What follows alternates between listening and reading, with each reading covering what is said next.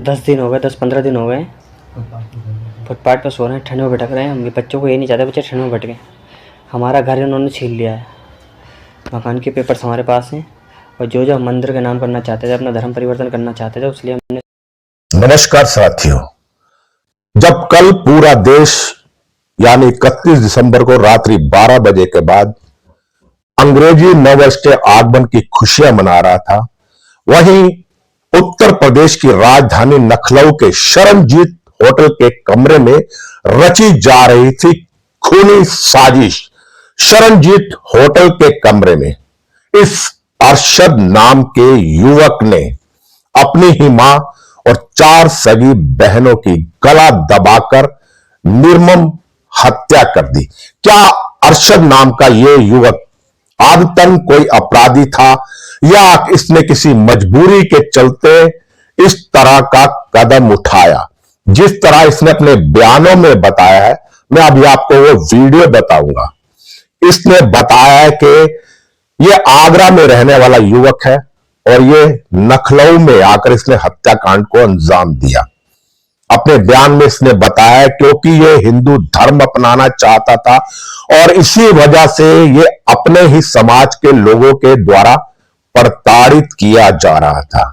इसके पास अपनी जमीन के कागजात थे, लेकिन वहां के कुछ भूमाफियाओं ने इसके मकान पर कब्जा कर लिया और इसकी सगी बहनों को बेचने की तैयारी की जा रही थी हैदराबाद के उन रईस जादों के लिए या सऊदी अरब से आए हुए उन अय्याश लोगों के लिए जो मुत्तैया निकाह के नाम पर ऐसी लड़कियों को अरब कंट्री में ले जाते हैं। क्या है इसके पीछे की सच्चाई, इस बात की मैं पुष्टि नहीं करता, लेकिन जो इस युवक ने अपने बयानों में बताया है, उन बयानों को सुनकर आप हैरान हो जाएंगे। ये कह रहा है कि हम अपनी जमीन पर एक मंदिर का निर्माण करवाना चाहते थे और अपनाना चाहते थे हिंदू धर्म। इसी वजह से इसी के समुदाय के लोगों ने इसको प्रताड़ित किया और साजिश रच रहे थे इसकी 4 बहनों को बेचने की हैदराबाद में। अब इस युवक ने इस वीडियो के अंदर देश के माननीय प्रधानमंत्री नरेंद्र मोदी जी और उत्तर प्रदेश के मुख्यमंत्री योगी आदित्यनाथ जी से गुहार लगाई है कि जो मेरे साथ हुआ, मेरे परिवार के साथ हुआ है, किसी मुस्लिम परिवार के साथ ना हो। इसने बहुत ही गंभीर आरोप लगाए हैं। हम इसके बयानों की सत्यता की पुष्टि नहीं करते, लेकिन आपको इस युवक के बयानों को सुनना चाहिए।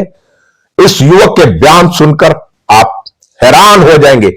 आखिर एक सगे भाई ने अपनी 4 बहनों की निर्मम हत्या क्यों कर दी? क्यों अपनी ही मां को मारने पर मजबूर हुआ, जिस मां ने इसको 9 महीने अपनी कोख में रखा?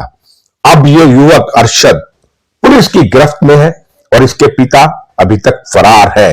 इसके पिता के पुलिस की गिरफ्त में आने के बाद पूरी सच्चाई से पर्दा उठेगा, लेकिन इसके बयानों के मुताबिक अगर यह सच्चाई है तो मैं देश के प्रधानमंत्री, गृह मंत्री अमित शाह जी से और योगी जी से निवेदन करूंगा, इस युवक को न्याय मिलना चाहिए। क्योंकि ये जिस ढंग से बता रहा है, उस ढंग से लग रहा है कि ये युवक मानसिक दबाव में आकर इसने ऐसा कदम उठाया और मानसिक दबाव में आदमी बहुत कुछ कर सकता है, अपनी खुद की भी जान ले सकता है। अगर इसके साथ वाकई में ऐसा हुआ है, जो दोषी हैं उन सभी दोषियों को कठोर से कठोरतम दंड मिलना चाहिए। ज्यादा समय लूंगा, आप इस अरशद का बयान सुनिए। इसके बयान को सुनकर आपकी आंखों में आंसू आ जाएंगे।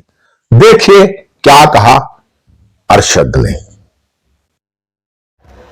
अस्सलाम वालेकुम, मेरा नाम मोहम्मद अरशद है। आज बस्ती वालों की वजह से उनसे थक हार कर आज मजबूरी में हमने सबने पूरी फैमिली ने एक कदम उठाया है। आज अपने हाथ से अपनी बहनों को और अपने आप को मारा है मैंने। जी, जब पुलिस को एक वीडियो मिले तो आप एक बार जानिए, इस सब चीज़ों की जिम्मेदारी बस्ती वाले हैं, इन्होंने हमारे घर छीनने के चक्कर में न जाने कितने कितने हम लोग जुल्म करे। हमने आवाज़ उठाई लेकिन हमारी किसी ने ना सुनी आज तक। इसलिए मजबूरन आज हमें 10-15 दिन हो गए फुटपाथ पर सो रहे हैं, ठंड में भटक रहे हैं। हम बच्चों को ये नहीं चाहते बच्चे ठंड में भटकें। हमारा घर इन्होंने छीन लिया है, मकान के पेपर्स हमारे पास हैं, और जो जो हम मंदिर का नाम करना चाहते थे, अपना धर्म परिवर्तन करना चाहते थे, इसलिए हमने इसके कागज़ सारे अपने पास रखे हुए हैं। पुलिस को वीडियो मिले तो लखनऊ पुलिस से, योगी जी से ये गुजारिश है कि इन जैसे मुसलमान कहीं मत छोड़ो आप। अब जो कर रहे हो बहुत बढ़िया कर रहे हो, क्योंकि ये मुसलमान हर जगह ज़मीनों पर कब्ज़ा करते हैं और लोगों पर जुल्म करते हैं। न जाने कितने कैसे गैरकानूनी धंधे करते हैं, नकली नोटों के धंधे करते हैं। हमने बहुत इनके खिलाफ़ कार्रवाई करने की कोशिश करी, हम नहीं करवा सके। और हमारी मौत के ज़िम्मेदार सबसे मेन जो इंसान है वो पूरी बस्ती है, और उससे मेन जो इंसान है रानू और आफ्ताब अहमद,